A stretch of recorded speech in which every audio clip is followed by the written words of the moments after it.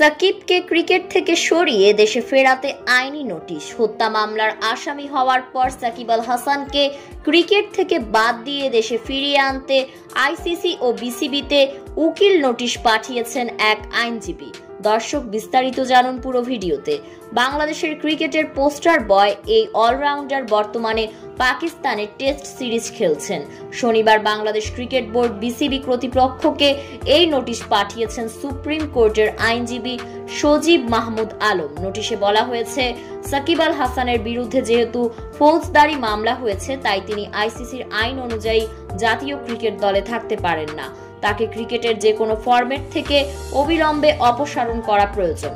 তাকে অতি সত্বর দেশে ফিরিয়ে এনে হত্যা মামলার তদন্তে সহায়তা করতে উদ্যোগ নিতে হবে এবং বিষয়টি আন্তর্জাতিক ক্রিকেট কাউন্সিলকে অবহিত করতে হবে বলে নোটিশে বলা হয়েছে। এই একই মামলায় ফেরদৌসকেও আসামি করা হয়েছে, তাই দুজনকে দেশে ফিরিয়ে এনে আইনের আওতায় আনা হবে।